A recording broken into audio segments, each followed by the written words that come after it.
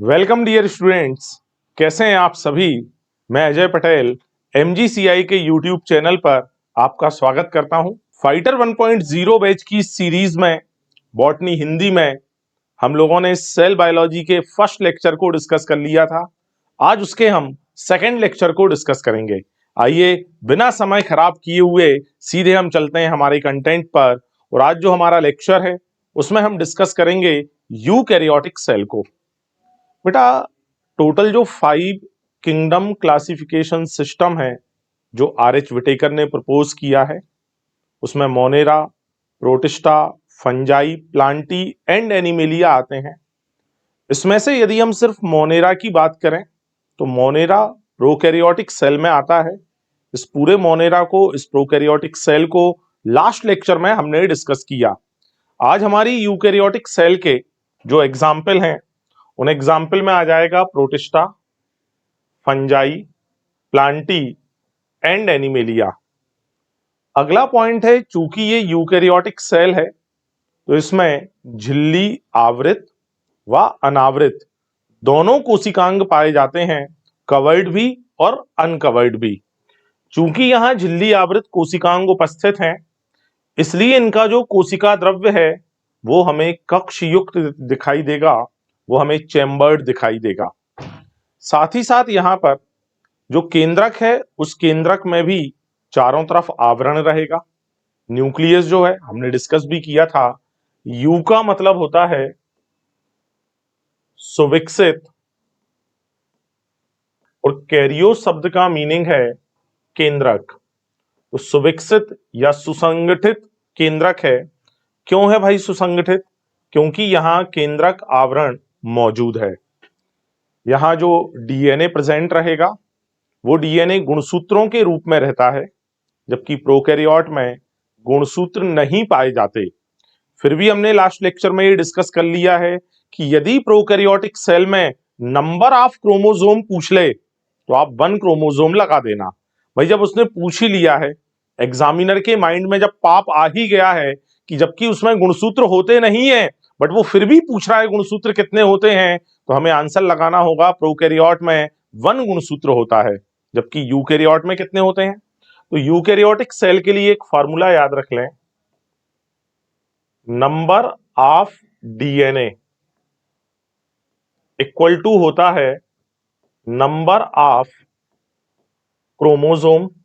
जैसे human cell की बात करें, ह्यूमन में जो 2n सेल है, इस ह्यूमन की डिप्लॉइड सेल में 46 डीएनए मॉलिक्यूल होते हैं और 46 डीएनए मॉलिक्यूल हैं, इसलिए 46 नंबर में ही क्रोमोसोम प्रेजेंट होते हैं। तो ये सिंपल सी चीज है, जितने डीएनए मॉलिक्यूल उतने ही रहेंगे क्रोमोसोम।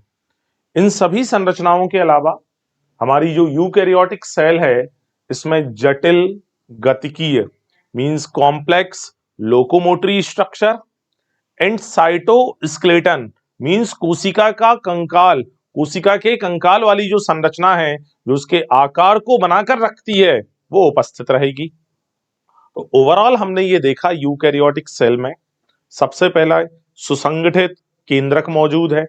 सुसंगठित बोलने का मतलब है यहां केंद्रक का आवरण मौजूद रहेगा, डीएनए क्रोमोसोम के फॉर्म में व्यवस्थित रहेगा, कोशिका में झिल्ली आवृत व झिल्ली अनावृत दोनों प्रकार के कोशिकांग मौजूद हैं।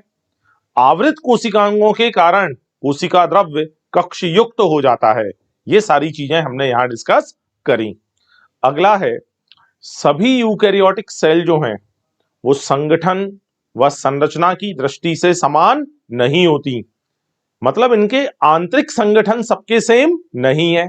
जैसे बात करें प्रोटिस्टा की, तो प्रोटिस्टा एक कोशिकी है, बाकी ये तीनों बहुकोशिकी हैं। तो एक तो ये आ गया, अपन यहां नोट भी कर लेते हैं। ये जो समानता नहीं है वो क्या है भाई, कि प्रोटिस्टा के जो सदस्य हैं बेटा वो कैसे हैं, एक कोशिकीय, जबकि फंजाई, प्लांटी एंड एनिमेलिया ये तीनों के ही जितने भी मेंबर्स हैं ये सभी बहुकोशिकीय हैं। बोले सर और क्या डिफरेंस है? अगला डिफरेंस है जो हमारी फंजाई है, इसमें क्लोरोप्लास्ट एब्सेंट है। एनिमेलिया में भी क्लोरोप्लास्ट एब्सेंट रहेगा क्योंकि ये अपना भोजन नहीं बनाते हैं। बट प्लांट सेल में क्लोरोप्लास्ट प्रेजेंट है, ये अपना भोजन स्वयं बनाने की क्षमता रखते हैं। बोले सर फिर तो फंजाई और एनिमेलिया दोनों को साथ साथ रखना था। अरे साथ साथ इसलिए नहीं रखा भाई, क्योंकि जो हमारी फंजाई सेल है, इस फंजाई सेल में सेल वॉल या कोशिका भित्ति उपस्थित है, जबकि एनिमेलिया में सेल वॉल या कोशिका भित्ति अनुपस्थित है। प्लांट में तो सेल वॉल क्या होती है? उपस्थित। तो ये जो लाइन यहां लिखी है उसका मीनिंग आप समझें कि सभी यूकैरियोटिक सेल संगठन व संरचना की दृष्टि से समान नहीं होती। ये हम देख भी पा रहे हैं, या तो एक कोश की है, बहुकोश की है। बहुकोश की है तो या तो क्लोरोप्लास्ट प्रेजेंट है या एब्सेंट है, सेल वॉल प्रेजेंट है या एब्सेंट है। ये मैंने बेसिक डिफरेंस के पॉइंट आपको समझा दिए हैं। इसके अलावा और भी लेवल पर डिफरेंस होता है। जैसे जैसे हमारे लेक्चर्स आगे बढ़ेंगे वैसे वैसे आपको ये डिफरेंस, आपको इन डेप्थ नॉलेज और मिलता जाएगा। चलिए आगे चलते हैं। अगली जो स्लाइड है उस पर मैंने plant cell versus animal cell के डिफरेंस को लिया है। प्लांट सेल में सेल वॉल प्रेजेंट है, एनिमल सेल में नहीं है। बेटा सेल चाहे कोई भी हो, चाहे वो प्रोकैरियोट की हो, यूकैरियोट की हो। यूकैरियोट में चाहे वो प्रोटिस्टा हो, फंजाई हो, प्लांटी हो, एनिमेलिया हो, कोई भी हो, हमेशा सेल मेम्ब्रेन मिलेगी, कंफर्म्ड मिलेगी। बट सेल वॉल मिलेगी या नहीं ये डिपेंड करेगा टाइप ऑफ सेल पर। प्लास्टिड या जिसे हम क्लोरोप्लास्ट भी है इसका एक एग्जाम्पल, तो प्लास्टिड प्लांट सेल में मिलते हैं, एनिमल सेल में नहीं मिलते। वैक्यूल प्लांट में है, एनिमल में नहीं है। और प्लांट सेल में ये सेल के 90% आयतन को घेर कर रखती है। सेंट्रियोल की बात करें तो प्लांट सेल में नहीं है, एनिमल सेल में प्रेजेंट है। ठीक है, अब यहां मैंने नीचे दो डायग्राम बनाकर दे रखे हैं। हमें बताना है दोनों में से कौन प्लांट सेल का है, कौन सा एनिमल सेल का है। तो यहां न्यूक्लियस की पोजीशन देखें, ना यहां सेल वॉल से पता चलेगा ना सेल मेम्ब्रेन से, केवल एक बाउंड्री दी है, अंदर न्यूक्लियस की पोजीशन दी है। तो यहां जब हम इस पहली सेल में देख रहे हैं तो ये जो 90% स्पेस है ये हो गई रिक्तिका। क्योंकि यहां पर रिक्तिका प्रेजेंट होती है, तो रिक्तिका प्रेजेंट है 90% स्थान में, इसलिए इसका जो न्यूक्लियस है वो न्यूक्लियस की पोजीशन हो जाती है पेरिफेरल, परिधि पर चला जाता है। तो ये सेल हो गई हमारी प्लांट सेल। जबकि यहां पर वैक्यूल एब्सेंट है, इसलिए जो न्यूक्लियस है इसकी पोजीशन रहती है सेंट्रल, ये केंद्र में रहेगा, और ये हो जाएगी हमारी एनिमल सेल। यहां पर अगेन मैंने हाईलाइटेड एनसीईआरटी आपको दे दी है। आप जैसे ही लास्ट जो दो स्लाइड मैंने आपको पढ़ाई, जिन्हें पढ़ने में बामुश्किल से आपको 1 से 2 मिनट 3 मिनट आपको लगेंगे, आप ये पैराग्राफ बहुत स्पीड से 1 से 2 मिनट में ही फिर से पढ़ डालेंगे। अब हम आ चुके हैं बेटा सेल मेम्ब्रेन पर। तो पहले तो सारी इंफॉर्मेशन सीखें, फिर क्वेश्चंस पर आते हैं। सेल मेम्ब्रेन जो है 1950s में, 1950 के वर्षों में जब इलेक्ट्रॉन माइक्रोस्कोप की खोज हो गई, इस खोज के होने के बाद ही हम सेल मेम्ब्रेन की प्रॉपर स्टडी कर सके, उसकी संरचना का अध्ययन हमारे लिए संभव हो पाया। कोशिका झिल्ली की संरचना को समझने के लिए हमने जो प्रारूपी कोशिका ली, जिस पर हमने स्टडी करी, वो आरबीसी सेल है, वो रेड ब्लड सेल्स होती हैं। इन रेड ब्लड सेल में जो प्लाज्मा मेम्ब्रेन है या सेल मेम्ब्रेन है, ये मेनली प्रोटीन व लिपिड से बनी है। बट यहां एक और चीज याद करना, प्रोटीन व लिपिड के अलावा कार्बोहाइड्रेट भी मौजूद हैं। इसमें इनने बता रखा है प्रोटीन 52%, लिपिड 40% होता है। तो बचे हुए 8% में बाकी सारे कंपोनेंट आ जाएंगे जिसमें कार्बोहाइड्रेट भी होगा। ये जो मेम्ब्रेन है इसके स्ट्रक्चर का मॉडल होता है PLLP मॉडल। PLLP मॉडल का मतलब है सबसे बाहर की तरफ प्रोटीन, देन लिपिड की बाई लेयर आ जाती है, फिर से प्रोटीन आता है।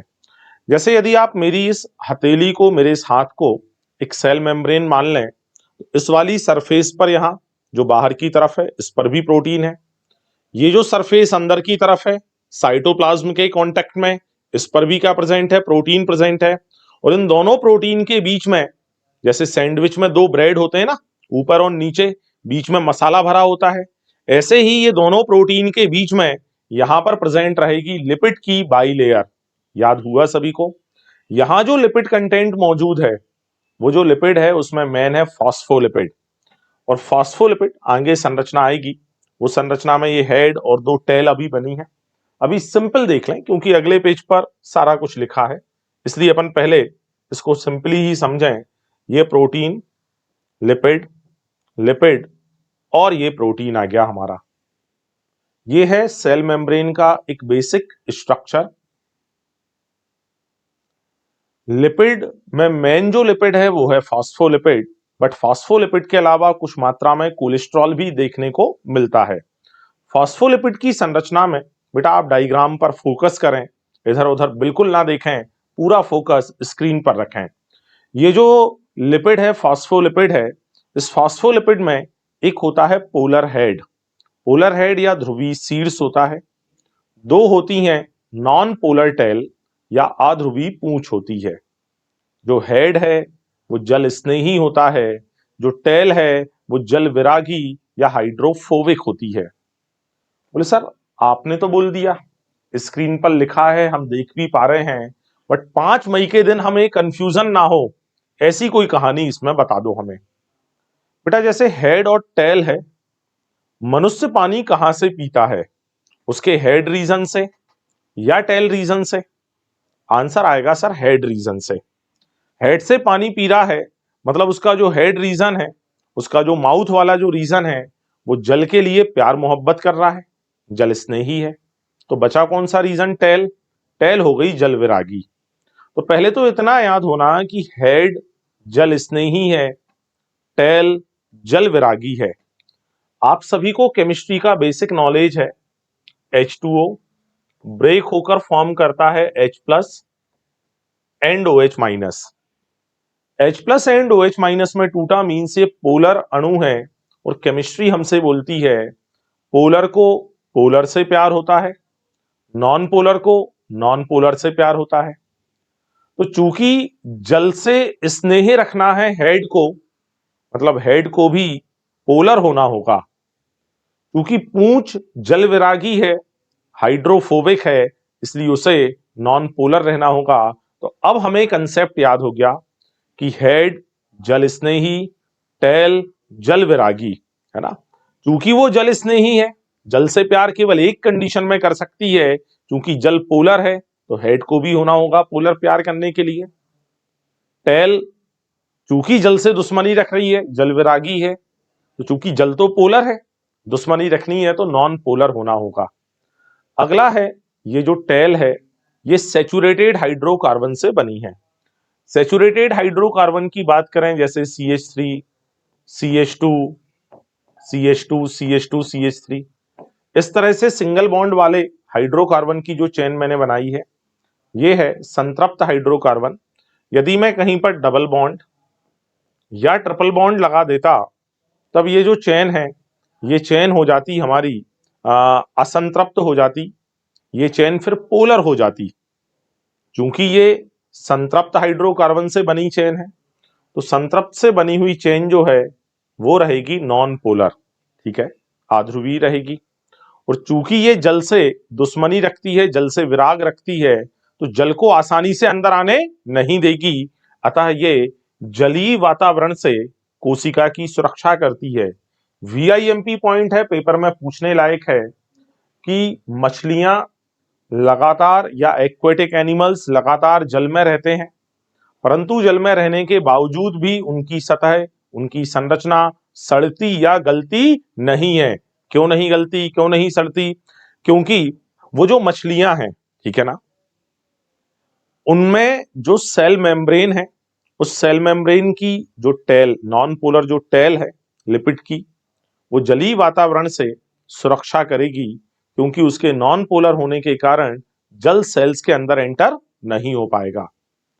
अगला है प्रोटीन को लेकर, बेटा ease of extension, ease of extraction के बेसिस पर, पृथक्करण की सुगमता के बेसिस पर प्रोटीन को हमने दो पार्ट्स में बांटा है, पेरिफेरल या सतही प्रोटीन, इंटीग्रल या धसे हुए प्रोटीन। जैसे यहां देखें, ये मैंने प्रोटीन बनाया, ये जो प्रोटीन यहां पर बनाए जा रहे हैं ये सतही प्रोटीन है, या इनको कहा जाता है पेरिफेरल प्रोटीन। ठीक है, यहां पर मौजूद रहेगा हमारा फॉस्फोलिपिड, जिसमें हेड व टेल होती हैं।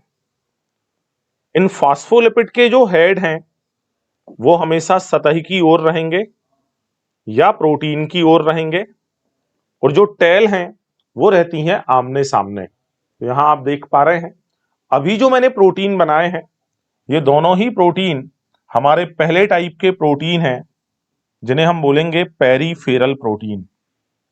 बट इन पेरिफेरल प्रोटीन्स के अलावा हमारे पास में इस ऊपर वाली सरफेस या बाह्य सतह से लेकर आंतरिक सतह तक कुछ प्रोटीन और फैले होते हैं। ये प्रोटीन पूरी तरह से अंदर धसे हुए हैं, इन्हें बोला जाएगा सेकंड नंबर वाला प्रोटीन, या ये होते हैं हमारे इंटीग्रल प्रोटीन या धसे हुए प्रोटीन। वास्तव में ये एक तरह के कैरियर प्रोटीन है जो पदार्थों को यहां बाहर से अंदर की तरफ या अंदर से बाहर की तरफ भेजने में हेल्प करते हैं। तो पृथक्करण की सुगमता के आधार पर भाई किसको आसानी से पृथक कर सकते हैं, जो सतह पर मौजूद है।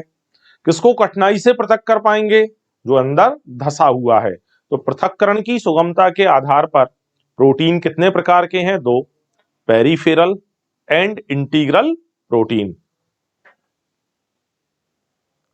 यहां बात करें कि सेल मेम्ब्रेन की संरचना को समझाने के लिए जो मॉडल दिया वो दिया सिंगर व निकोलसन ने। ये मॉडल इन्होंने प्रपोज किया 1972। कभी कभी कुछ पुस्तकों में 73 जैसा ईयर भी लिखा होता है, तो 72-73 में ये मॉडल इन्होंने प्रपोज किया, और इस मॉडल का नाम है फ्लूइड मोज़ेक मॉडल, जो सबसे ज्यादा एक्सेप्टेड है, सबसे ज्यादा मान्य है, जिसे हिंदी में बोलते हैं तरल किरमिर नमूना। वो जो मैंने पीछे संरचना बनाई थी वो संरचना इसी सिंगर व निकोलसन के मॉडल की थी। अब होता यह है, जो सेल मेम्ब्रेन है इसमें होती है मूवमेंट, इसके जो अणु हैं इनमें होती है गति।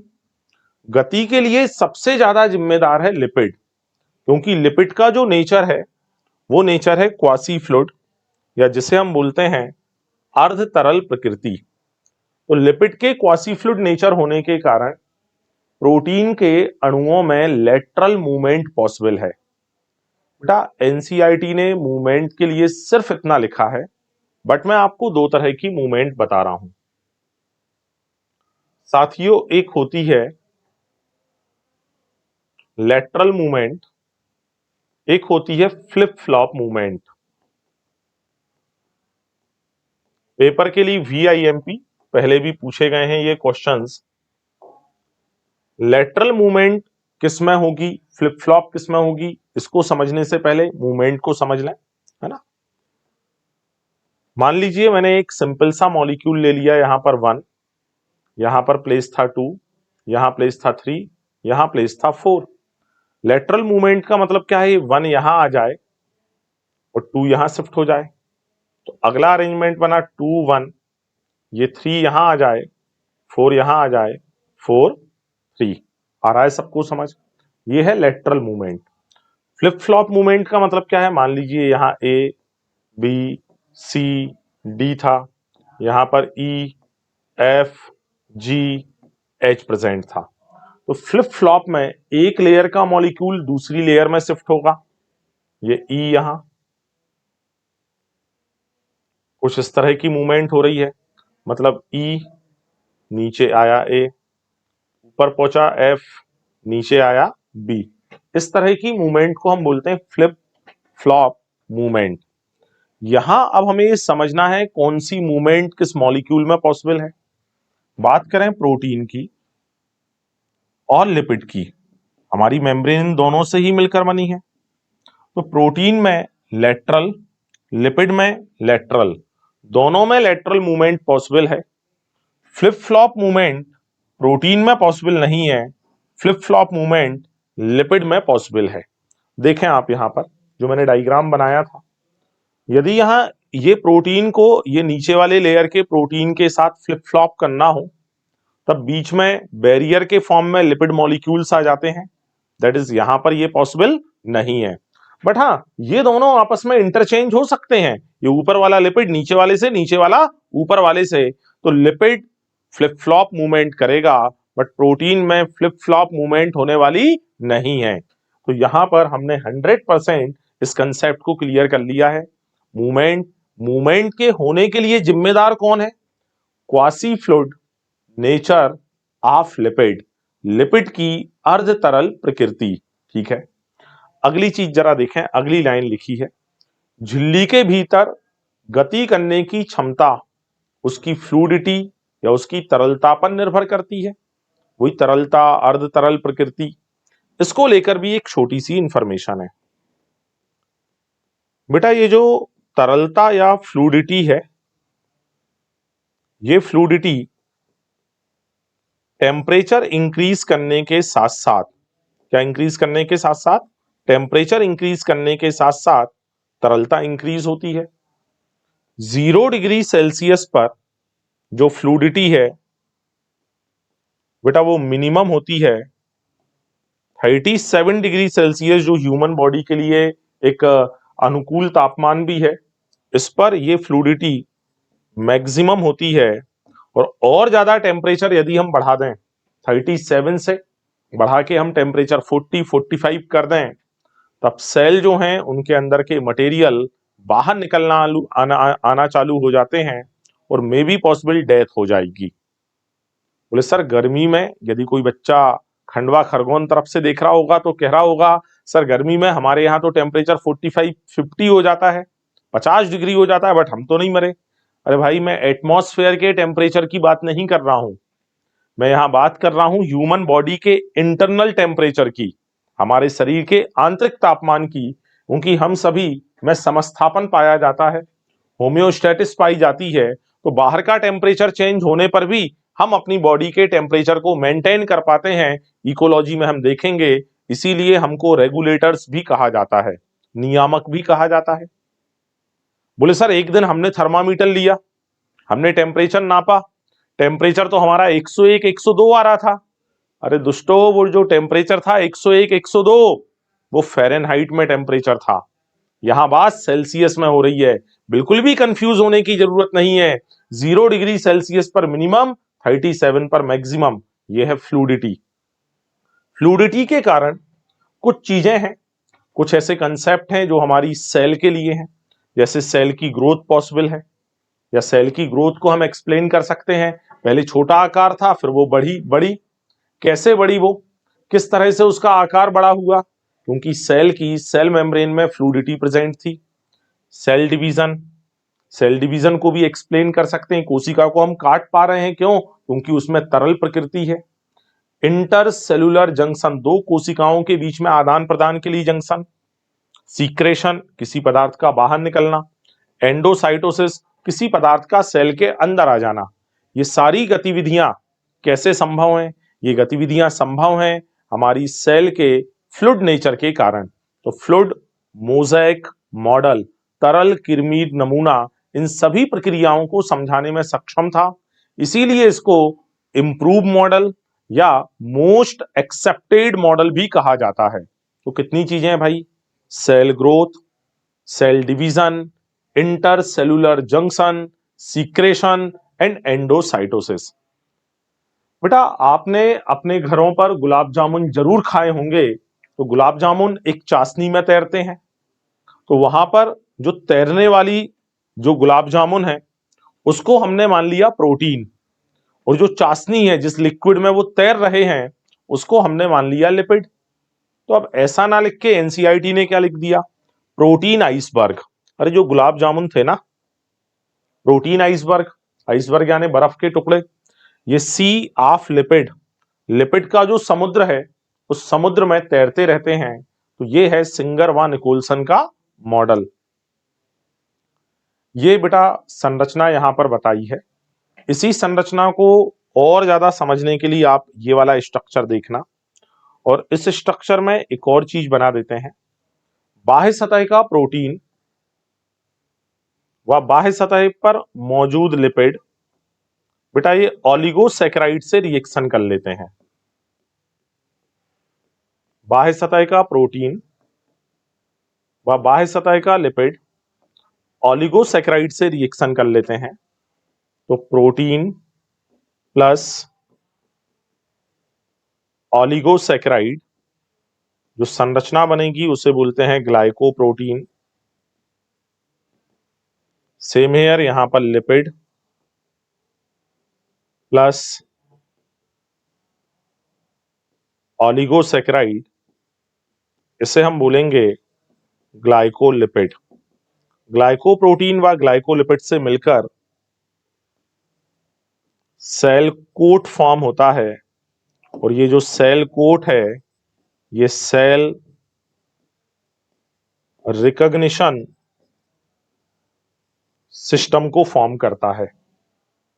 सिर्फ बाह्य सतह वाला, जो बाह्य सतह वाला प्रोटीन है वो ऑलिगोसैकेराइड से, बाह्य सतह वाला जो लिपिड है वो भी ऑलिगोसैकेराइड से रिएक्शन करेगा। प्रोटीन की रिएक्शन से बनेगा ग्लाइकोप्रोटीन, लिपिड से बनेगा ग्लाइकोलिपिड।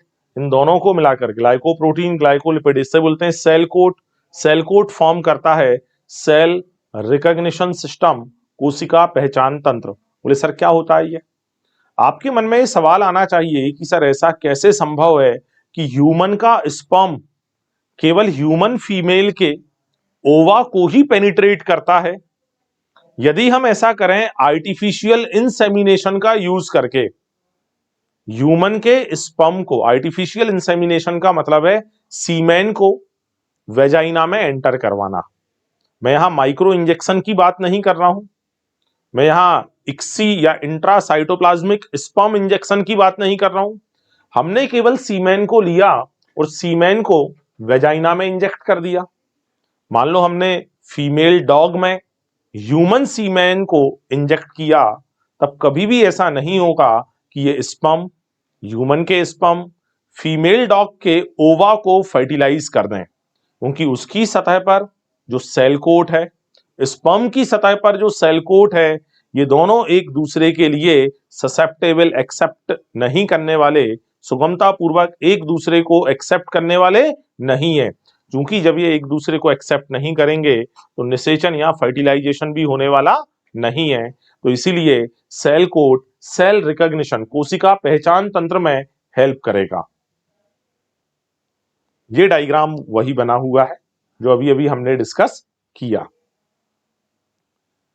अब यहां पर आ गया है कि जो हमारी सेल मेम्ब्रेन है उसका मेन कार्य क्या है। उसका मेन कार्य है बेटा अणुओं का परिवहन करना। क्योंकि ये चयनात्मक पारगम्य झिल्ली है, ये सिलेक्शन कर सकती है किसको भेजना है और किसको नहीं भेजना। तो अणुओं का परिवहन या चयनात्मक पारगम्यता। अब परिवहन के प्रकार समझें।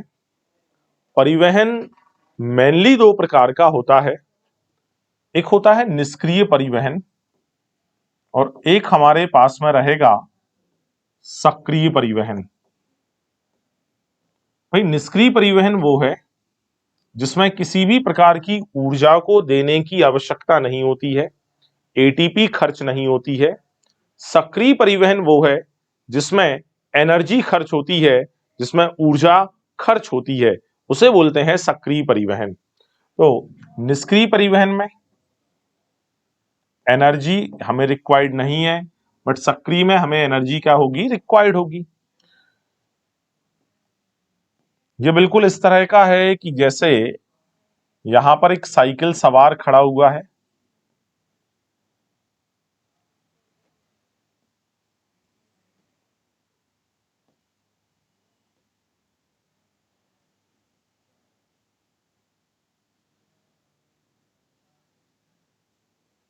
ये साइकिल, हालांकि फिजिक्स में आपने ऐसे डायग्राम्स पढ़े हैं, बट अपन यहाँ बायो के लेवल पर बात करें तो जो ऊपर वाला पॉइंट है उसे मैंने उच्च सांद्रता मान लिया, नीचे वाले पॉइंट को मैंने निम्न सांद्रता मान लिया, लोअर कंसंट्रेशन मान लिया। यदि इस साइकिल को या इस व्यक्ति को उच्च सांद्रता से, इस अणु को उच्च सांद्रता से कहाँ आना है भाई? निम्न सांद्रता में, लोअर कंसंट्रेशन में आना है। आप कुछ ना करें, आप तो साइकिल का बढ़िया से हैंडल पकड़ लें, ये ऊपर वाले पॉइंट से क्या पकड़ लें, साइकिल का बढ़िया से हैंडल पकड़ लें और साइकिल को बस पैर ऊपर उठा लें अपने अपने आप ही। चूंकि इंक्लाइन प्लेन है, साइकिल कहाँ जाना चालू हो जाएगी? नीचे। आपको कोई एनर्जी खर्च करने की जरूरत नहीं है। तो विदाउट एक्सपेंडिचर ऑफ एनर्जी, ऊर्जा को बिना खर्च किए हम उच्च सांद्रता से कहाँ आ सकते हैं? निम्न सांद्रता। अब इस बंदे को याद था ऐसा कि मैं तो ऊपर बस हैंडल पकड़ लिया था, मैंने पैर उठा लिए थे और साइकिल कहाँ चली गई थी? नीचे। अब ये यहां निम्न सांद्रता वाले लेवल पर बार बार ये बंदा क्या सोच रहा है?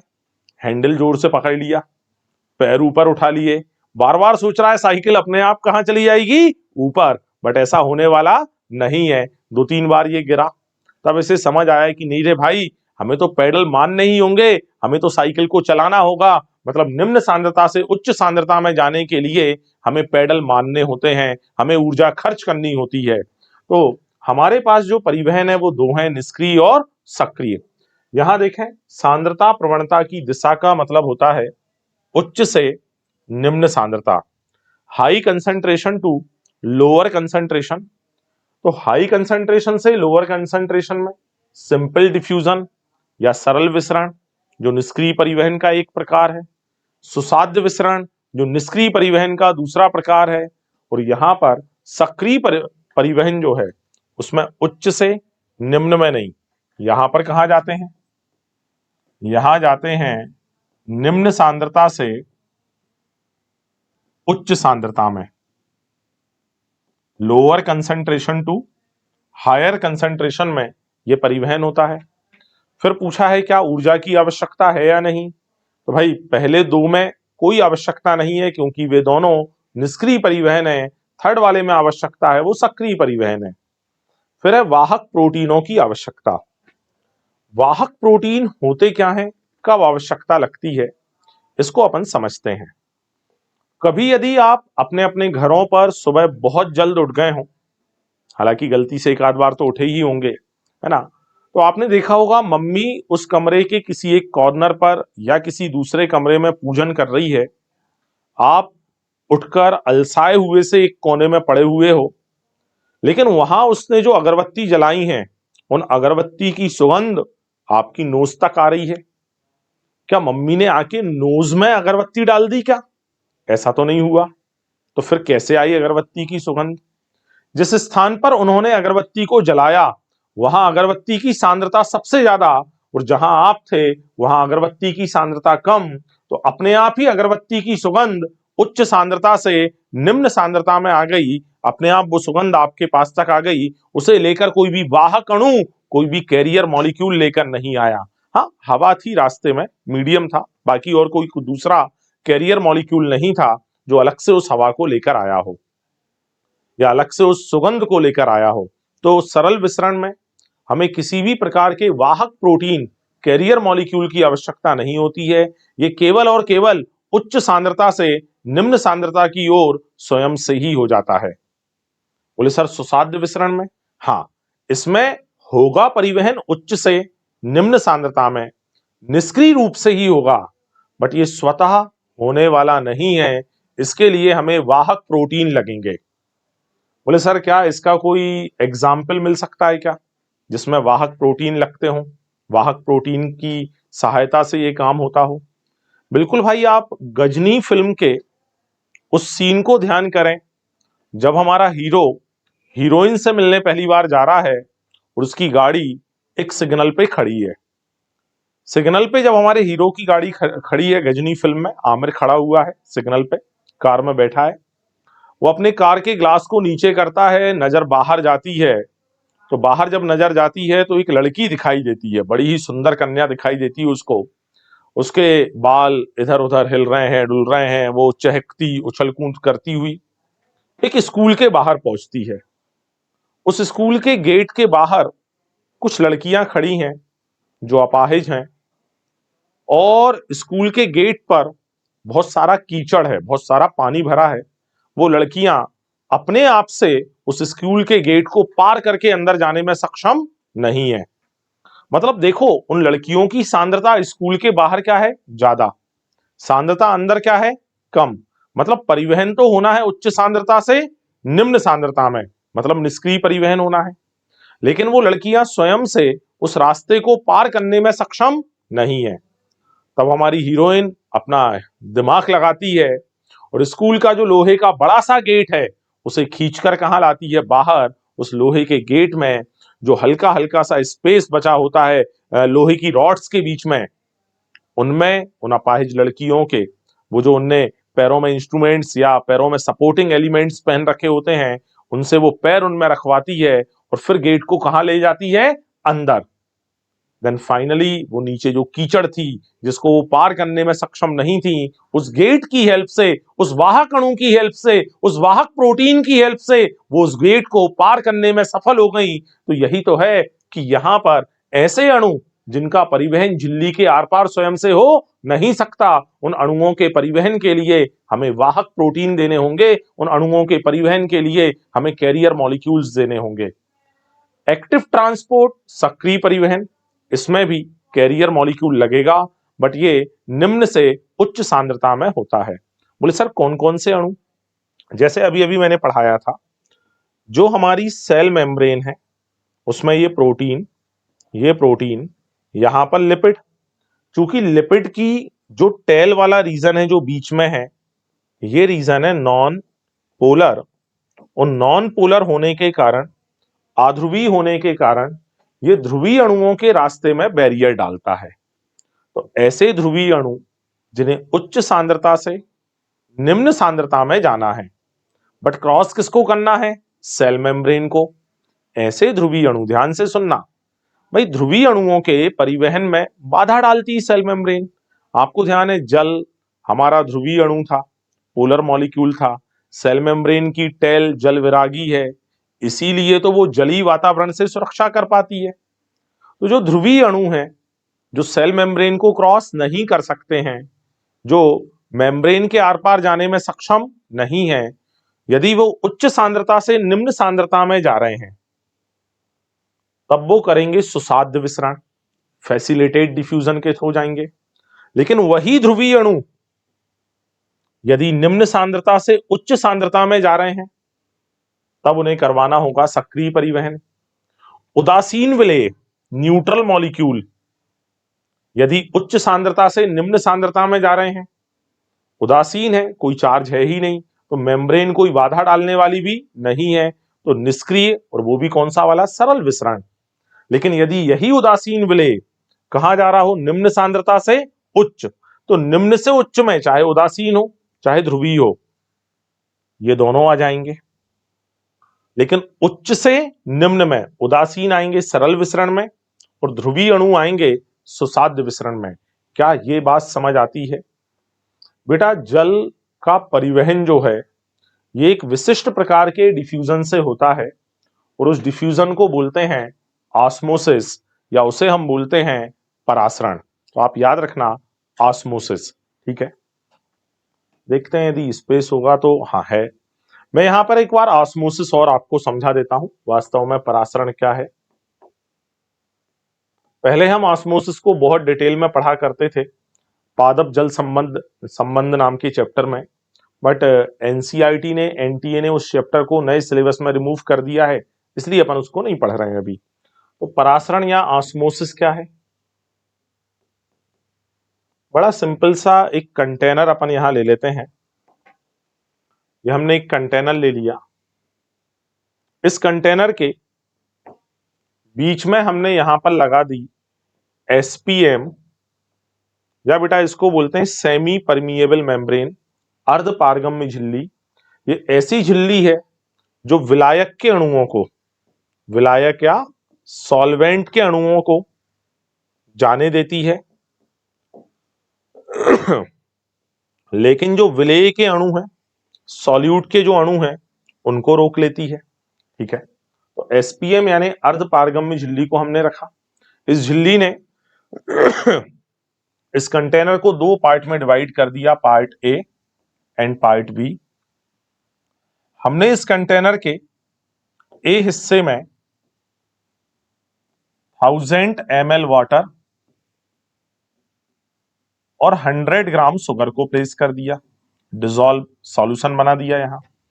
यहां भी सॉल्यूशन बनाया, उस सॉल्यूशन में भी 100 ml वाटर और अपन इसमें रख देते हैं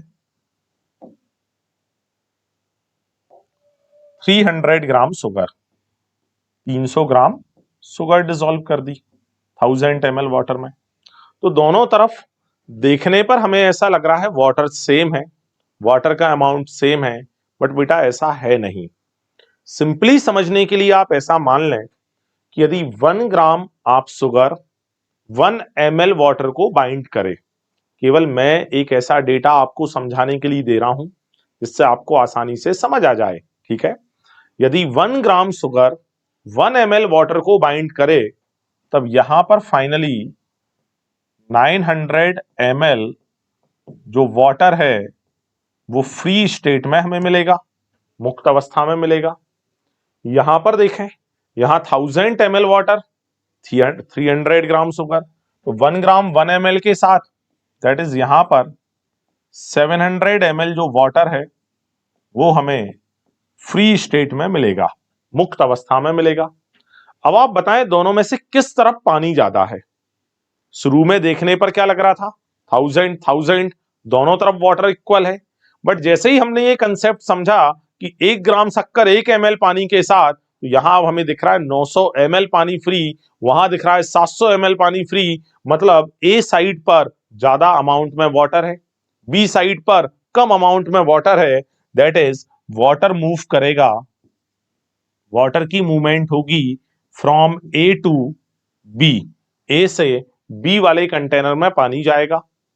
तो इसका मतलब हम समझ गए, जो ए कंटेनर है क्या इसमें शुगर बी की तुलना में कम है? बिल्कुल, मतलब ए है हमारा कम सांद्र विलयन और बी है हमारा अधिक सांद्र या उच्च सांद्रता वाला विलयन। तो परिभाषा बन गई हमारी ऑस्मोसिस की, कम सांद्र विलयन से अधिक सांद्र विलयन की ओर अर्धपारगम्य झिल्ली को पार कर होने वाली जल की गति को ऑस्मोसिस कहते हैं, होने वाले जल के मूवमेंट को परासरण कहते हैं। यहां देखने में क्या लग रहा है कि कम सांद्र विलयन है, अधिक सांद्र विलयन की ओर ले जा रहे हैं, मतलब यहां तो सक्रिय परिवहन होना चाहिए। नहीं नहीं भाई, ये सक्रिय परिवहन नहीं, ये निष्क्रिय परिवहन है, विसरण है ये भी एक, परासरण कुछ और नहीं, एक स्पेशल टाइप का डिफ्यूजन है। अरे बोले सर क्या कर रहे हो आप, अभी अभी आपने बताया था कम सांद्रता से अधिक सांद्रता। अरे भाई कम सांद्र विलयन से अधिक सांद्र में जा कौन रहा है? विलेय थोड़ी जा रहा है, जल जा रहा है। इस कम सांद्र विलयन में वाटर ज्यादा है, जल की मात्रा क्या है? ज्यादा। इस अधिक सांद्र विलयन में जो जल है, जो वाटर है, उसकी मात्रा क्या है? कम। मतलब जल तो अपनी स्वयं की उच्च सांद्रता से अपनी स्वयं की निम्न सांद्रता में जा रहा है। मतलब यहां तो ये भी निष्क्रिय परिवहन का ही उदाहरण है। तो आप बिल्कुल ना घबराना, जो विसरण है आपको समझ आ गया होगा, एक एक पॉइंट क्रिस्टल क्लियर है। तो जल का परिवहन विशिष्ट प्रकार का क्या है? विसरण। विसरण यानी डिफ्यूजन, और डिफ्यूजन का मतलब है निष्क्रिय परिवहन। आ गया भाई सबको समझ? अगेन अब तो एनसीईआरटी है जो ऑलरेडी मैंने आपको दे दी है। यहां एनसीईआरटी ऊपर लिखती है लिपिड व प्रोटीन से मिलकर बनी है, नीचे उसने लिख दिया प्रोटीन व कार्बोहाइड्रेट पाया जाता है। आप लिपिड भी याद रखें, लिपिड, प्रोटीन व कार्बोहाइड्रेट पाए जाते हैं, ये सारी चीजें हैं। सेल वॉल पर आ गए बेटा हम लोग। प्लांट सेल में सेल वॉल प्रेजेंट है, एनिमल में एब्सेंट है, हम सभी जानते हैं। और सेल वॉल एक बाह्यतम परत है, आउटर मोस्ट लेयर है, सेल मेम्ब्रेन इसके अंदर की तरफ पाई जाती है। बेटा ये एक कठोर संरचना है, एक रिजिड स्ट्रक्चर है जो हमारी सेल को शेप प्रोवाइड करती है, आकार प्रदान करती है। हमारी सेल को यांत्रिक हानियों से, मैकेनिकल जो जर्क होते हैं, यांत्रिक जो हानियां होती हैं, जो झटके होते हैं, उनसे, इन्फेक्शन यानी कि संक्रमण से सुरक्षा प्रदान करती है। कोशिकाओं के बीच में जो आपसी संपर्क बनता है, प्लाज्मोडेस्मेटल कनेक्शंस जो बनते हैं, उसमें भी सेल वॉल एक महत्वपूर्ण भूमिका निभाती है। इसके अलावा ये सेल वॉल अवांछनीय बृहद अणु, मैक्रोमोलिक्यूल्स के लिए बैरियर का भी काम कर रही है। तो कितने काम देखे? 4। नंबर 1 सेफ प्रोवाइड कर रही है, नंबर 2 मैकेनिकल सपोर्ट दे रही है, इन्फेक्शन से बचा रही है, नंबर 3 आपसी संपर्क, प्लाज्मोडेस्मेटल कनेक्शंस, नंबर 4 अवांछनीय बृहद अणुओं के रास्ते में बैरियर पैदा करती है। ठीक है, टोटल जगत मैंने यहां ले लिए हैं। मोनेरा, तो फिर कोशिका भित्ति और अपवाद, जैसे लिखा है सभी में उपस्थित, अपवाद में लिखा है माइकोप्लाज्मा, इसका मतलब है माइकोप्लाज्मा में सेल वॉल क्या होती है? अनुपस्थित। प्रोटिस्टा में हम देखते हैं chrysophytes, dinoflagellates, euglenoid, slime mould and protozoa. ये हम टेक्सोनॉमी में पढ़ेंगे। और बेटा जब मैं तुम्हें टेक्सोनॉमी पढ़ाऊंगा, उसके इतने प्रॉपर नोट्स मैं आपको देने वाला हूं लिखकर, आपको मजे आ जाएंगे। वो टेक्सोनॉमी के नाम पर जितना भी डर आज तक आपके दिमाग में भरा पड़ा है, वो पूरा डर खत्म हो जाएगा। और टेक्सोनॉमी आपके लिए बच्चों का खेल हो जाएगा। एक एक दो दो स्लाइड में एल्गी की कंप्लीट इंफॉर्मेशन लिख कर दूंगा, एक शब्द भी छूटने वाला नहीं है। आप सिर्फ लगातार बने रहें और बिल्कुल भी ना घबराएं।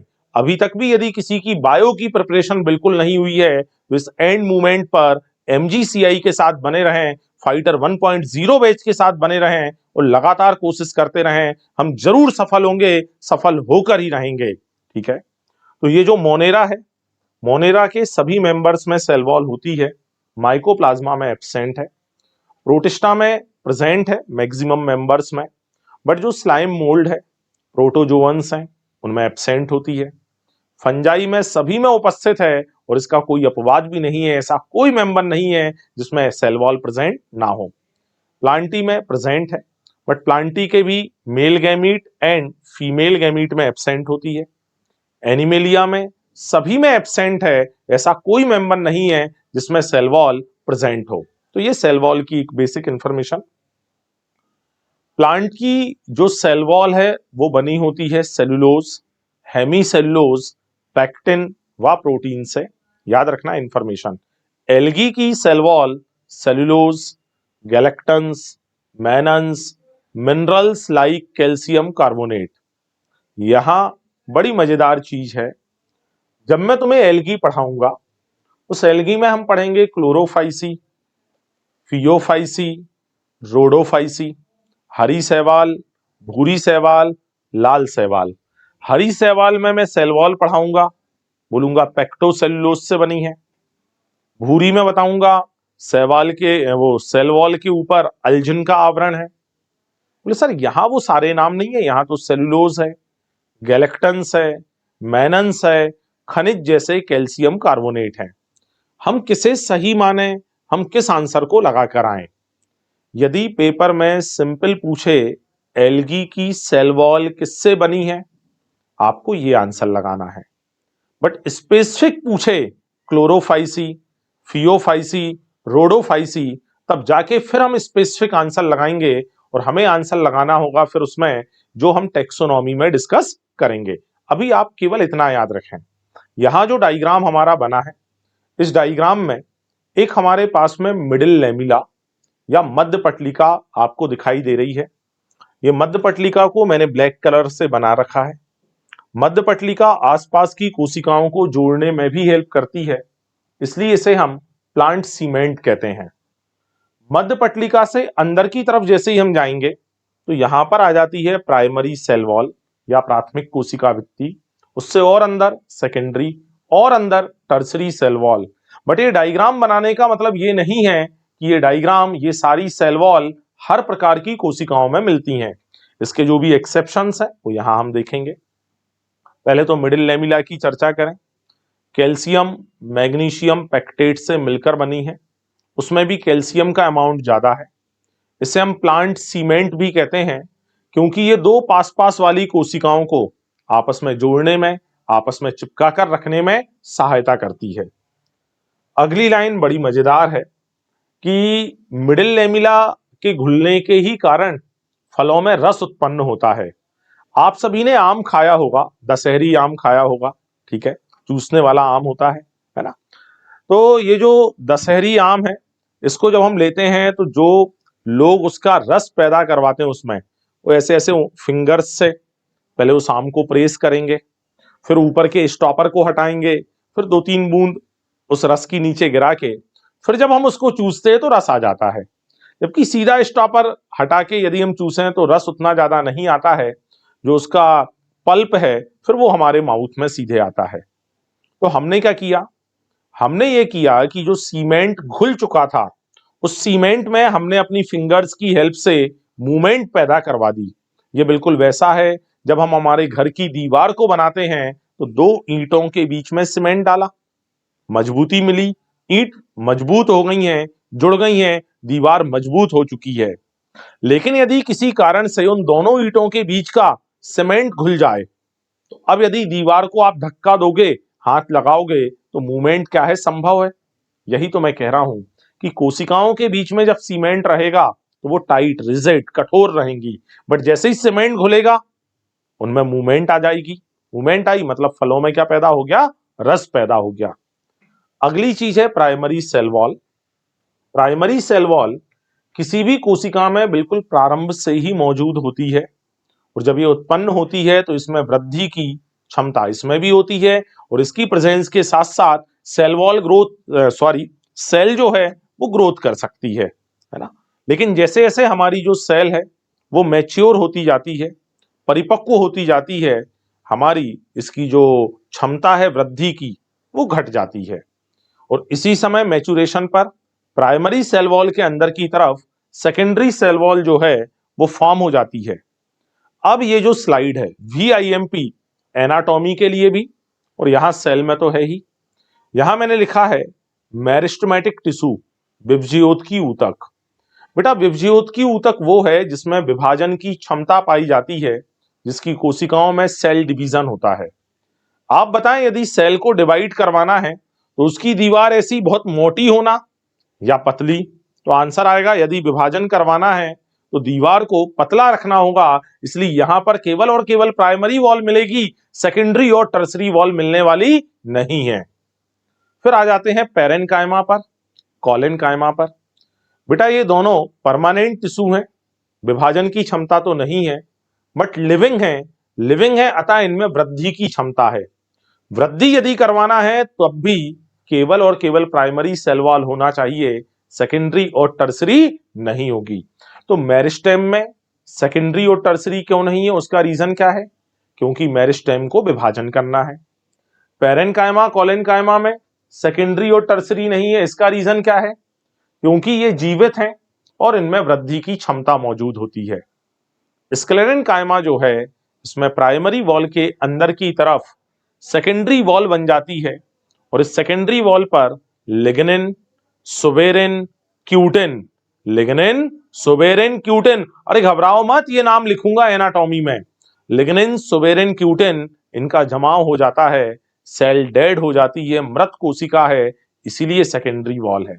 और ये जो टर्सरी वॉल है ना, ये टर्सरी वॉल केवल और केवल हमें मिलती है ट्रैकिड्स ऑफ जिम्नोस्पर्म में, या जिम्नोस्पर्म या जिन्हें अनावृत बीजी कहा जाता है उनकी ट्रैकिड्स में। तो यहां से हमें क्या पता चल रहा है, आप इंफॉर्मेशन देखें, क्या सेकेंडरी एंड टर्सरी वॉल हर एक प्रकार की कोशिका में मिल रहे हैं क्या, नहीं, बट ओनली प्राइमरी वॉल ही एक ऐसा स्ट्रक्चर है जो हर एक प्रकार की कोशिका में हमें देखने को मिलेगा। नोट करके मैंने मध्य पटलिका की इंफॉर्मेशन दी है, आप सोचकर देखें, क्योंकि मध्य पटलिका एक सीमेंट है, सीमेंट का यूज हम कब करेंगे, जब ईंट बहुत सारी हो और उन्हें जोड़ना हो। लेकिन यदि उन ईंट का सिंगल सिस्टम बनाना है, जैसे यदि तंत्र एक कोशिकी है, सिंगल सेल वाला सिस्टम है, उस सेल को तो किसी से जुड़ना ही नहीं, तो वहां मध्य पटलिका की कोई आवश्यकता नहीं है, वो एब्सेंट रहेगी। बट यदि बहुकोशिकीय तंत्र है, बहुत सारी कोशिकाएं एक साथ साथ मौजूद हैं, तब तो उन्हें आपस में जोड़ना होगा, तब तो वहां मध्य पटलिका होनी चाहिए। मतलब मध्य पटलिका भी ऐसी परत नहीं है जो हर एक प्रकार की सेल में हमें देखने को मिले। फिर ये रस वाला जो स्टेटमेंट यहां दे रखी है, ये तो ऑलरेडी हमने अभी अभी डिस्कस करी। यहां देखें, क्वेश्चन है, विवजियोत ऊतक में सेकेंडरी व टर्सरी वॉल एब्सेंट होती है, सही या गलत? क्या लगता है आपको? अभी अभी सीखा हमने, बिल्कुल सही स्टेटमेंट है। और इनका कार्य सक्रिय कोशिका विभाजन करना होता है, यह भी बिल्कुल सही है। क्यों एब्सेंट होती है? अभी अभी बोला था मैंने, विवजियोतक में सेकेंडरी टर्सरी वॉल क्यों एब्सेंट होती है? क्योंकि उसे विभाजन करना है, और विभाजन के लिए दीवार का पतला होना जरूरी है। मतलब ये दोनों सही हैं, 100% एक्सप्लेनेशन है, इसलिए आंसर हो जाएगा हमारा ए। अगला क्वेश्चन है जो अभी अभी हम डिस्कस करके भी आए हैं, इनमें से कौन सी भित्ति परत हर एक कोशिका में मिलती है? मध्य पटलिका, अरे ये एक कोशिकीय तंत्र में नहीं है। सेकेंडरी, टर्सरी, मेरिस्टेम, पेरेन्काइमा, कोलिनकाइमा, इनमें नहीं है। मतलब आंसर बचा हमारा केवल और केवल प्राइमरी वॉल या प्राथमिक भित्ति, ये हर एक प्रकार की कोशिका में हमें देखने को मिलती है। अगली चीज देखें, सेल वॉल और मध्य पटलिका में प्लाज्मोडेस्माटा पाए जाते हैं, आड़े तिरछे रूप में वहां व्यवस्थित रहते हैं, और इनका काम है समीपस्थ कोशिकाओं के कोशिका द्रव्य को आपस में जोड़कर उनके बीच जो भी पदार्थों का परिवहन होने वाला है, उस परिवहन को सुगम बनाना, उसे आसान बनाना। तो प्लाज्मोडेस्माटा की कहानी हमने डिस्कस की, ये एनसीईआरटी जिसे मैंने हाईलाइट भी कर रखा है।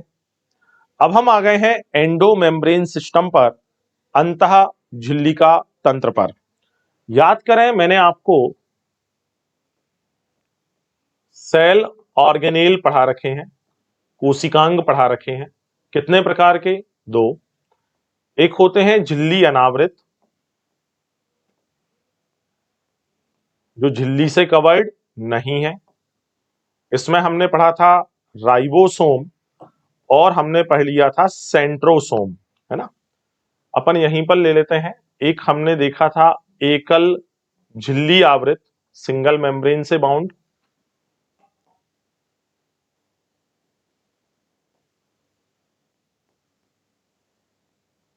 एकल झिल्ली आवृत, और एक हमने पढ़े थे दोहरी झिल्ली आवृत। दोहरी झिल्ली आवृत में दो थे, माइटोकॉन्ड्रिया एंड क्लोरोप्लास्ट। एकल झिल्ली आवृत में Golgi body, endoplasmic reticulum, lysosome, vacuole, microbodies, cilia and flagella. अरे सबसे ज्यादा यही एग्जाम्पल थे। इनको याद करने का तरीका भी हमने याद किया था, उसी को और आगे बता रहा हूं। गर्ल भी मैडम बनेगी, और जब वो मैडम बन जाती है तब वो चलेगी और फिरेगी। जब वो लड़की है तो शांत बैठी है, लेकिन वो मैडम बनी तो क्या हो गई? चलेगी और फिरेगी। तो गर्ल भी मैडम बनेगी, और मैडम बनेगी तो क्या करेगी? चलेगी और फिरेगी। तो जी से गोल्जी बॉडी, ईआर से endoplasmic reticulum, lysosome, vacuole, microbodies, cilia and flagella. यहां हम बात कर रहे हैं एंडोमेम्ब्रेन सिस्टम की। तो बेटा जितने भी मेम्ब्रेन बाउंड सेल ऑर्गेनेल हैं, झिल्ली से घिरे हुए अंगक हैं, इनके कार्य, इनकी संरचना एक दूसरे से काफी अलग होती है। बट कार्य और संरचना अलग होने के बावजूद भी इनमें से कुछ कोशिकांग ऐसे हैं जो आपस में मिलकर कुछ कार्यों को एक साथ परफॉर्म करते हैं। आपस में मिलकर एक इकाई के जैसे कुछ कार्यों को परफॉर्म करते हैं। जैसे किसी एक ने प्रोटीन बनाया तो दूसरे ने उस प्रोटीन को पैकेजिंग करवा दी। किसी ने लिपिड बनाया, किसी दूसरे कोशिकांग ने उस लिपिड की पैकेजिंग करवा दी। तब इन कोशिकांगों के आपस में मिलने से बनता है एंडोमेम्ब्रेन सिस्टम या अंतः झिल्लिका तंत्र। ये जो एंडोमेम्ब्रेन सिस्टम है, इसमें गोल्जी बॉडी आती है। देखें आप यहां पर, ये लिखा है अपन ने Golgi body, endoplasmic reticulum, lysosome और वैक्यूल। इसमें ना तो आ रही है मैडम, ना आ रही है चलेगी, ना आ रही है फिरेगी। मतलब गर्ल भी मैडम बनेगी, और मैडम बनेगी तो चलेगी फिरेगी, और यदि चलेगी फिरेगी तो एक साथ काम करने वाली नहीं है। अरे ये याद करने का तरीका है रे भाई, जिससे एग्जाम हॉल में कंफ्यूजन ना हो। एग्जाम हॉल में जो कंफ्यूजन होता है ना, सर दो ऑप्शन में अटक गए थे, दो हमने एलिमिनेट कर दिए थे, दो में कंफ्यूजन था, दो में भी कंफ्यूजन ना रहे, इसलिए याद रखना कि एक साथ काम करवाना है तो गर्ल भी। अरे ना बाबा, मैडम पे नहीं जाना अपने को, मैडम को यहां नहीं बनाना अपने को। तो एंडो मेम्ब्रेन सिस्टम में Golgi body, ER, lysosome and vacuole रहेगी। ठीक है। माइटोकॉन्ड्रिया, क्लोरोप्लास्ट, पेरोक्सीसोम, पेरोक्सीसोम एक माइक्रो बॉडी है, इन सभी के कार्य आपस में जुड़े हुए नहीं है, इसलिए ये ईएमएस एंडो मेम्ब्रेन सिस्टम का पार्ट नहीं है। ये तो नीट का एक क्वेश्चन है भाई, ईएमएस। यहां देखें, क्वेश्चन है Golgi body, ER, lysosome, vacuole EMS के भाग हैं। सही है या गलत है? 100% सही है। ये सभी एकल झिल्ली आवृत कोशिकांग हैं, ये भी सही है। लेकिन क्या ये एकल झिल्ली से घिरे हैं? क्या इसलिए ईएमएस का हिस्सा है क्या? नहीं भाई, ये दोनों सही हैं, बट ये एकल झिल्ली से तो माइक्रो बॉडीज भी घिरी हैं, सीलिया, फ्लैजिला भी घिरे हैं, बट वो ईएमएस के भाग नहीं है। तो स्टेटमेंट दोनों सही हैं, बट एक्सप्लेनेशन नहीं है, इसलिए आंसर होगा बी। अगला देखें, उसी को मैंने फिल लिया है। Golgi body, ER, lysosome, vacuole EMS के भाग हैं, सही है। इनके कार्य व उत्पत्ति आपस में जुड़े हैं, बिल्कुल 100%, ये भी सही है, क्योंकि कार्य और उत्पत्ति आपस में जुड़ी है, तभी तो एक साथ मिलकर काम कर पाएंगे ना। तो ये इसका एक्सप्लेनेशन भी है, इसलिए आंसर हो जाएगा हमारा ए। हम आ चुके हैं एंडोप्लाज्मिक रेटिकुलम पर। बेटा, जब इलेक्ट्रॉन माइक्रोस्कोप की डिस्कवरी हो गई और इलेक्ट्रॉन माइक्रोस्कोप की सहायता से हमने यूकैरियोटिक कोशिकाओं के कोशिका द्रव्य को देखा, तो एक सेल बनी है। सेल में ये न्यूक्लियस बना रखा है, यहां पर हमने न्यूक्लियस की बाहरी झिल्ली से ये एंडोप्लाज्मिक रेटिकुलम या कुछ नलियां मैंने जोड़कर रखी हैं। ये जो नलिकाकार संरचनाएं हैं जिनने जाल जैसा बना लिया है, यही तो है हमारा एंडोप्लाज्मिक रेटिकुलम। इस एंडोप्लाज्मिक रेटिकुलम की जो सतह है, इस पर जो रेड कलर के स्पॉट मैंने रखे हैं वो राइबोसोम है। यदि राइबोसोम उपस्थित हैं तब इसे बोलते हैं रफ एंडोप्लाज्मिक रेटिकुलम, और यदि राइबोसोम नहीं है तो बोलेंगे स्मूथ एंडोप्लाज्मिक रेटिकुलम। बेटा, रफ एंडोप्लाज्मिक रेटिकुलम, इनमें उपस्थित राइबोसोम, इनका मेन काम है प्रोटीन संश्लेषण करवाना। इन ईआर का मेन काम क्या है? प्रोटीन संश्लेषण करवाना व श्रावण प्रक्रियाओं में, सीक्रेटरी एक्शंस में भाग ले लेना। स्मूथ का काम क्या है? लिपिड संश्लेषण है। और स्टीराइडल हार्मोन, स्टीराइडल हार्मोन यानी टेस्टोस्टेरोन, प्रोजेस्टेरॉन, एस्ट्रोजन, इनका संश्लेषण। तो ईआर बहुत छोटा, बहुत सिंपल, बट पेपर में क्वेश्चन आएगा। ठीक है। तो आरईआर का काम प्रोटीन संश्लेषण व श्रावण, एसईआर का काम लिपिड संश्लेषण व स्टीराइडल हार्मोन संश्लेषण। यहां देखें, क्वेश्चन मजेदार क्वेश्चन है। टेस्टिस व ओवरी सेल में कौन सा ईआर अधिक मात्रा में पाया जाता है? कौन सा एंडोप्लाज्मिक रेटिकुलम ज्यादा मिलेगा? बेटा, टेस्टिस और ओवरी, मेल और फीमेल, मेल में टेस्टिस, फीमेल में ओवरी, ये ऐसे ऑर्गन्स हैं जहां स्टीरॉयडल हार्मोन बनते हैं। क्योंकि यहां स्टीरॉयडल हार्मोन बन रहे हैं और उनको बनाने के लिए हमें चाहिए एसईआर, स्मूथ एंडोप्लाज्मिक रेटिकुलम, तो इन ऑर्गन्स में एसईआर ज्यादा रहेगा। अगला क्वेश्चन है, विटामिन डी संश्लेषण के लिए कौन सा ईआर चाहिए? बोले सर, हमने तो ये सुन रखा है कि विटामिन डी के लिए सिर्फ सनलाइट चाहिए। भाई सनलाइट चाहिए, बट सनलाइट जब स्किन पे गिरे तब स्किन के नीचे लिपिड, हल्के से अमाउंट में कोलेस्ट्रॉल, यदि ये रहेगा तब जाके ही विटामिन डी का क्या होगा? संश्लेषण। सिर्फ सनलाइट के गिरने पर विटामिन डी का संश्लेषण होने वाला नहीं है। तो लिपिड का संश्लेषण कौन करता है? SER, smooth endoplasmic reticulum. अतः विटामिन डी संश्लेषण के लिए यदि पूछ लिया जाए कौन सा ईआर सहायक है, तो आंसर आएगा एसईआर। हम आ चुके हैं गोल्जी बॉडी पर। तो बेटा 1898 में एक वैज्ञानिक आया कैमिलियो गोल्जी। इसने क्या किया, केंद्रक के आसपास, वो भी तंत्रिका कोशिका का न्यूक्लियस था, उस तंत्रिका कोशिका के केंद्रक के आसपास घनी यानी कि डेंस, रंजित यानी कलरफुल बॉडी, है ना, तो घनी, रंजित, जालिकावत संरचना को देखा, वह इस संरचना को अपने खुद के नाम पर ही गोल्जी बॉडी नाम दे दिया। अभी मैं डायग्राम दिखाऊंगा, आपको एक एक शब्द समझ आ जाएगा, बट एक बार थ्योरी का बेस बनाते हैं। इसमें बहुत सारी चपटी, डिस्कनुमा थैली अथवा कुंड यानी सिस्टर्नी। बोले सर सिस्टर्नी क्या है? जैसे ये सिस्टर्नी है, इसका यदि जो सिरे हैं वो सिरे इस तरह से अब फूल जाएं, कुछ ऐसे हो जाएं, तो ये कुंड बन गए। और क्या बन गए हैं? कुंड। तो ये बहुत सारी चपटी, डिस्कनुमा थैली अथवा कुंड यानी सिस्टर्नी से मिलकर बनी संरचना है, जिनका व्यास 0.5 से 1 माइक्रोन मीटर होता है। ये बहुत सारी संख्या में आएंगी और एक दूसरे के समानांतर रूप से व्यवस्थित रहेंगी। अलग अलग सेल्स में जो गोल्जी बॉडी होती हैं उनमें मिलने वाली सिस्टर्नी की संख्या भी अलग होती है, और ये न्यूक्लियस के चारों तरफ कॉन्सेंट्रिक रूप में, संकेंद्रित रूप में हमें मिलेंगी, जिसमें दो, एक काम करें पहले डायग्राम ही देख लें। ये आ गया है डायग्राम हमारे पास। ये मैंने न्यूक्लियस बनाया, ये न्यूक्लियस की दोहरी झिल्ली, यहां से एंडोप्लाज्मिक रेटिकुलम आया। एंडोप्लाज्मिक रेटिकुलम आप सभी जानते हैं, ये जो शुरुआत में है ये है रफ एंडोप्लाज्मिक रेटिकुलम, ये जो बाद में है यह है स्मूथ एंडोप्लाज्मिक रेटिकुलम। तो इनकी ये जो नलिकाएं हैं, इन नलिकाओं में प्रोटीन और लिपिड बना। उन नलिकाओं के अंतिम सिरे कटकर जब अलग हुए तो उनसे बने वेसिकल्स ऑफ ईआर।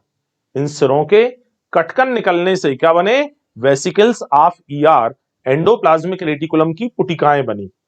कहां बनी भाई? देखो ये निकला, ये आप देखो स्फेरिकल सर्कुलर बॉडीज मैंने बनाई। तो जो रफ वाले हैं उनमें प्रोटीन, स्मूथ वालों में लिपिड, इसलिए मैंने पी और एल लिख रखा है इसमें। ये क्या है? गोल्जी बॉडी की सिस्टर्नी है। सिस्टर्नी की सतह जो न्यूक्लियस की तरफ है उसे बोलते हैं सिस। कॉन्वेक्स का मतलब है उत्तल सतह। बेटा उत्तल का मतलब आप सभी जानते हैं, ऊ से उत्तल, ऊ से उभरी हुई सतह। तो आप देखें ये उभार आ रहा है इस तरफ, और ये धसाव अंदर की तरफ डिप्रेशन। डिप्रेशन का मतलब है कॉनकेव, या इसको ही बोलते हैं अवतल सतह, जिसमें अवनमन या गड्ढा हो।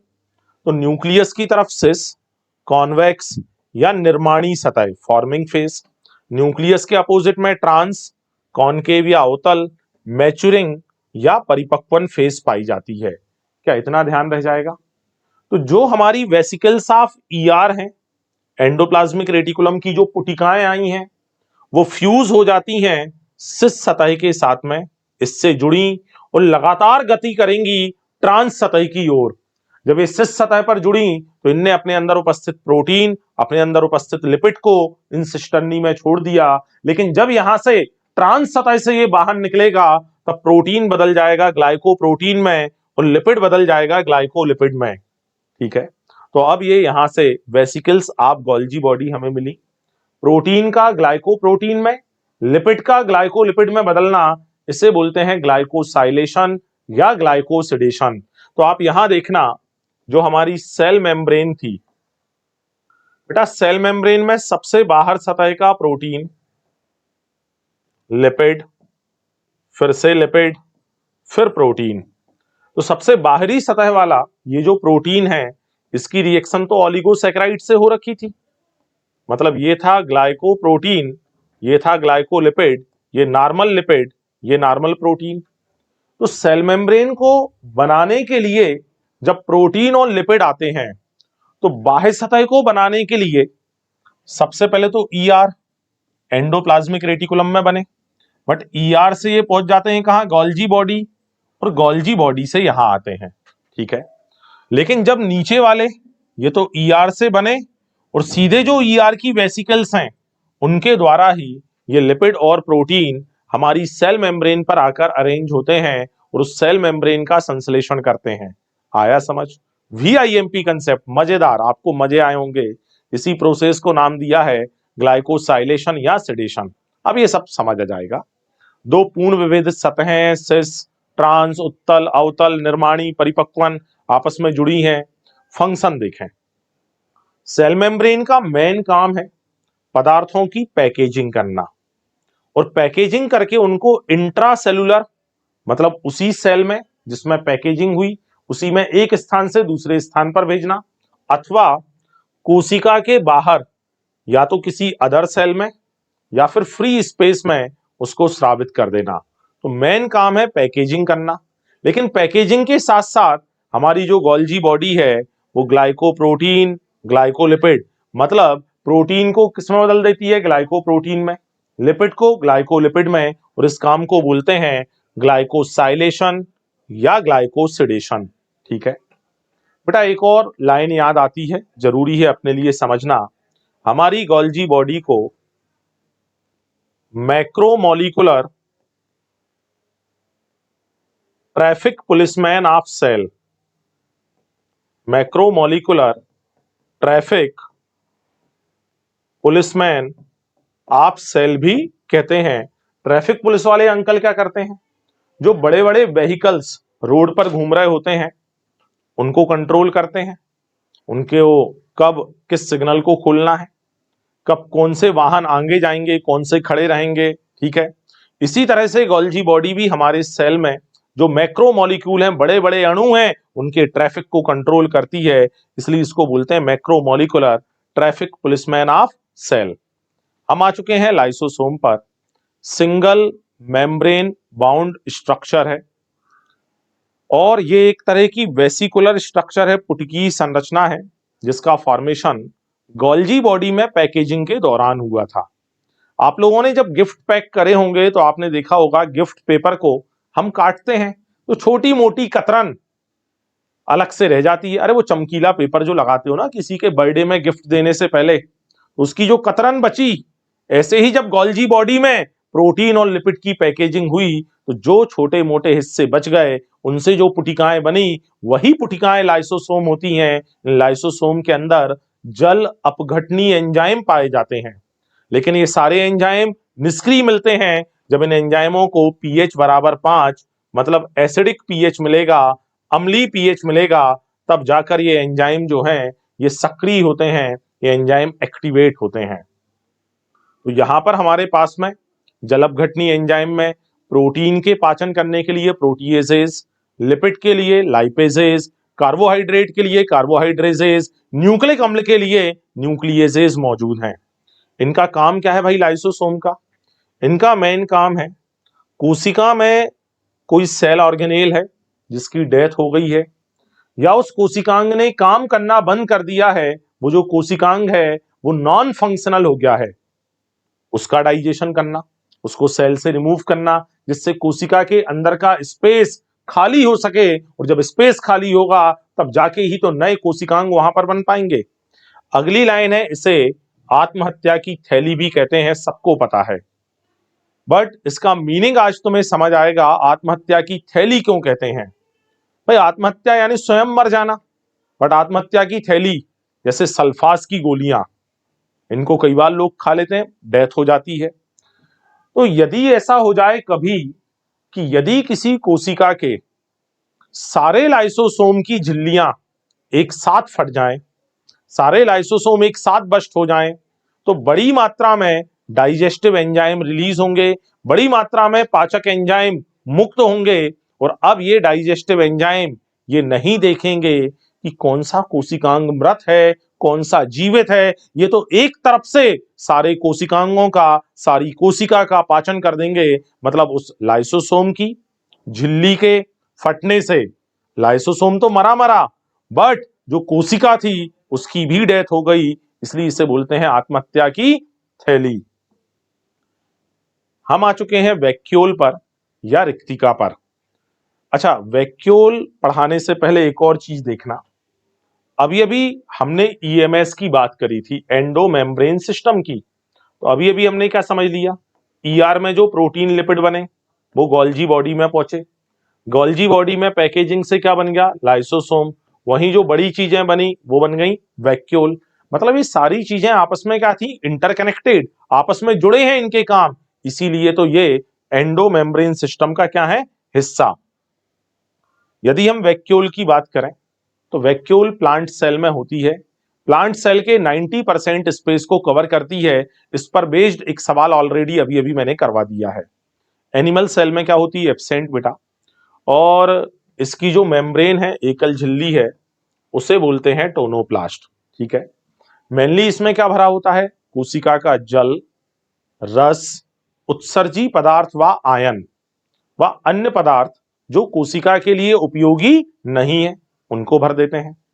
अब लगातार होगा क्या, जैसे ये सेल में ये 90% स्थान को घेरे हुए, तो लगातार ये पदार्थ वैक्यूल के अंदर जाएंगे। तो वैक्यूल के अंदर इन पदार्थों की हो जाएगी उच्च सांद्रता और यहां रहेगी निम्न सांद्रता। मतलब लगातार ये पदार्थ निम्न सांद्रता से उच्च सांद्रता में प्रवेश करेंगे, मतलब ये होगा सक्रिय परिवहन। ठीक है। अमीबा, पैरामीशियम, वैसे तो एनिमल्स में वैक्यूल नहीं होती, बट अब अमीबा को हम रखते हैं प्रोटिस्टा में, बट पहले ये एनिमेलिया में ही थी। तो अमीबा सिंगल सेल है, इसमें संकुचनशील राजधानी। अरे भाई कुछ लोग कंफ्यूज हो गए मेरी पिछली बात सुन के। Monera, protista, fungi, Plantae, animalia. Protista कौन है, एक कोशिकीय यूकैरियोट का जगत है। इसमें हमने उन सारे जीवों को रखा है जो एक कोशिकीय हैं, जो यूकैरियोट हैं। तो जैसे एनिमेलिया में जो अमीबा आती थी ना, उसे हमने कहां ट्रांसफर कर दिया, प्रोटिस्टा में, क्योंकि एनिमेलिया में रखा केवल और केवल बहुकोशिकीय जीवों को। ये हम देखेंगे, बोले कहां, तो हम देखेंगे टेक्सोनॉमी में। अमीबा जो है इसमें पाई जाती है संकुचनशील राजधानी, कॉन्ट्रैक्टाइल वैक्यूल पाई जाती है, जो ऑस्मो रेगुलेशन यानी परासरण नियमन में हेल्प करेगी, और इस तरह से ये हमारे अमीबा के उत्सर्जन में सहायक है। कुछ और प्रोटिस्टा हैं, उनमें फूड वैक्यूल पाई जाती है, खाद्य रिक्तिका पाई जाती है, जो भोज्य पदार्थों को निगलने में सहायक है। हम आ गए हैं आज के लेक्चर के बिल्कुल एंडिंग पर, और उसमें हम पढ़ेंगे माइटोकॉन्ड्रिया। और कल के लेक्चर में ये चैप्टर कंप्लीट भी हो जाएगा, और कल मैं आपको PYQs का सॉल्यूशन भी करवा दूंगा, प्रीवियस ईयर क्वेश्चंस भी डिस्कस कर लेंगे। तो जो माइटोकॉन्ड्रिया है, ये एक दोहरी झिल्ली युक्त संरचना है। इसकी आप देखें, outer mitochondrial membrane, inner mitochondrial membrane, दोनों के बीच का जो स्पेस है उसे बोलते हैं आउटर चैम्बर। इनर मेम्ब्रेन के अंदर वाला जो स्पेस है, यहां वाला, ये है इनर चैम्बर। इस इनर चैम्बर में डेंस, होमोजीनस, घना व सामांगी पदार्थ मौजूद है, जिसे बोला जाता है मैट्रिक्स। ये जो आंतरिक झिल्ली है, इस पर कुछ अंतर्वलन आपको दिख रहे हैं, इन अंतर्वलन को बोलते हैं क्रिस्टा और क्रिस्टी। इनर माइटोकॉन्ड्रियल मेम्ब्रेन के अंतर्वलन, यहां जो सामांगी पदार्थ है उसमें बेटा देखने को मिल जाएगा प्रोकैरियोटिक डीएनए। मुझे बिल्कुल भी बताने की जरूरत नहीं है कि प्रोकैरियोटिक डीएनए कैसा होता है, बट फिर भी लिख दिया है आपको, हालांकि मैं प्रोकैरियोटिक सेल में बहुत डिटेल में पढ़ा चुका हूं। जिन लोगों ने भी अभी तक लेक्चर नंबर 1 नहीं देखा है, वो हमारे फाइटर 1.0 बैच का लेक्चर नंबर 1 देख लें, और लगातार बचे हुए इन 45 से 50 दिनों में MGCI के साथ बने रहें। बेटा आपका सिलेक्शन श्योर हो जाएगा, आपके मार्क्स इंक्रीज हो जाएंगे। यदि आपके मार्क्स अभी कम आ रहे हैं, मैं गारंटी दे सकता हूं, आप ये बॉटनी जूलॉजी के लेक्चर्स देखते रहें, आपके नंबर बढ़ना तय हैं। आप किसी भी कोचिंग के हों, हमें इससे फर्क नहीं पड़ता। आपसे हमने फीस नहीं ली, बट फिर भी हम आपकी हेल्प करेंगे। आप हिंदी मीडियम के बच्चे हैं, आप लगातार हमारे साथ बने रहें, और हमें इतिहास बनाना है, हमें ज्यादा अच्छे से अच्छे नंबर लेकर आने हैं। जो प्रोकैरियोटिक राइबोसोम है वो है 70S, जो यहाँ दिया है। ये वही mRNA प्लस बहुत सारे राइबोसोम, पॉलीसोम या पॉलीराइबोसोम स्ट्रक्चर बन गया है। माइटोकॉन्ड्रिया की जो दोनों झिल्लियां हैं, चाहे वो इनर हो या आउटर हो, इसमें उसके कार्यों से संबंधित एंजाइम पाए जाते हैं। माइटोकॉन्ड्रिया जो है, इसमें एरोबिक रेस्पिरेशन होता है। अभी मैं आगे एरोबिक रेस्पिरेशन की स्टेप्स भी आपको बता दूंगा।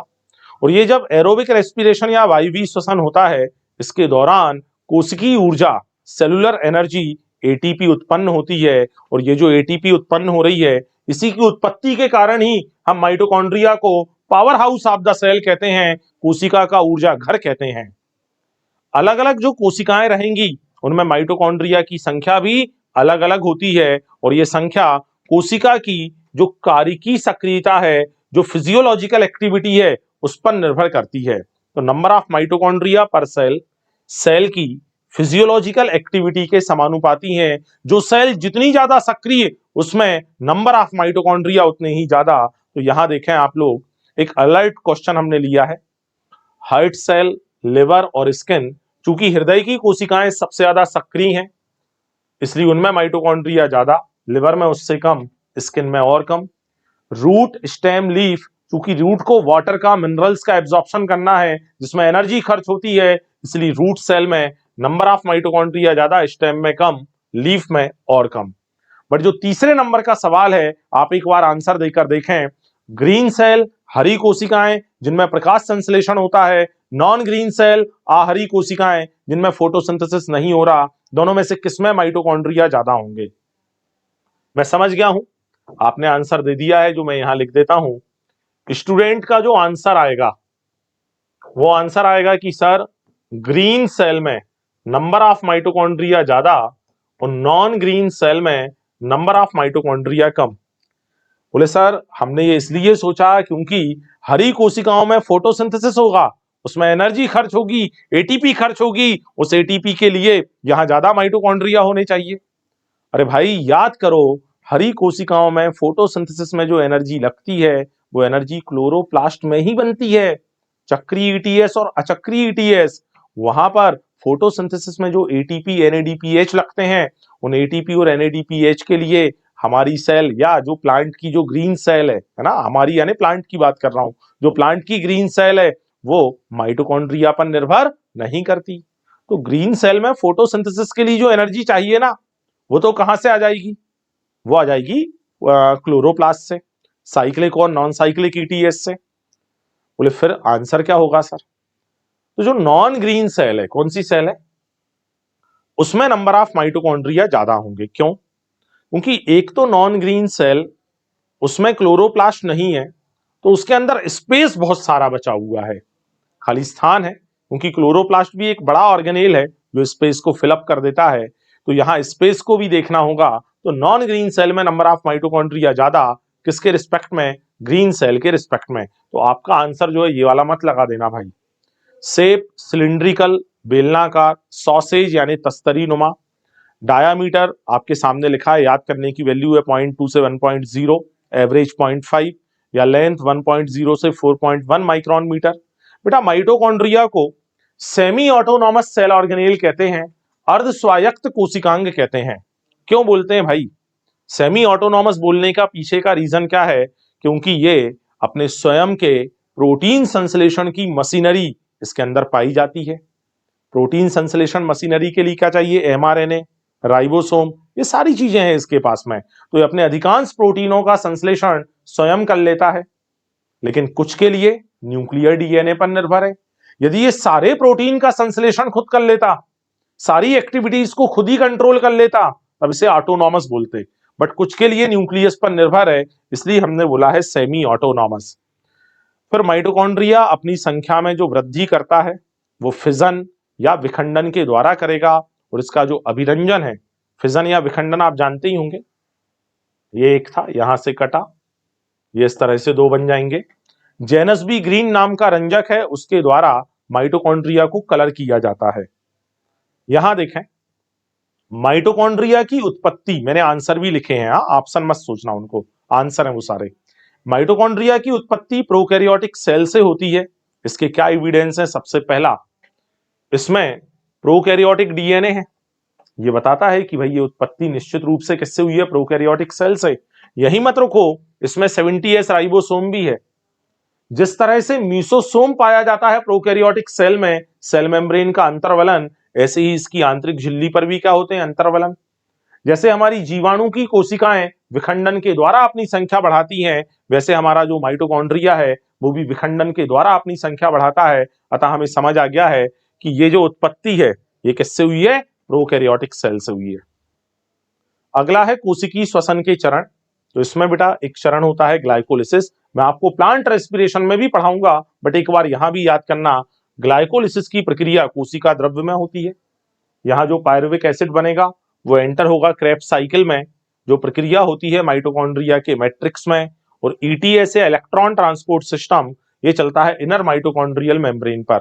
नोट करके मैंने ये इंफॉर्मेशन भी यहीं दे दी है कि क्रेब्स साइकिल से रिलेटेड जितने भी एंजाइम हैं वो सभी माइटोकॉन्ड्रिया के मैट्रिक्स में मिलते हैं, बट एक एंजाइम जिसका नाम है सक्सिनेट डिहाइड्रोजनेज ये आंतरिक झिल्ली पर मिलता है। इस तरह से हमारा आज का लेक्चर भी कंप्लीट होता है। आप लोग लगातार इन लेक्चर्स को देखते रहें, शेयर करें, सब्सक्राइब करें, लाइक करें और लगातार मेरे साथ एमजीसीआई के साथ बने रहें, जिससे आपके मार्क्स इंक्रीज हो जाएं। Best of luck.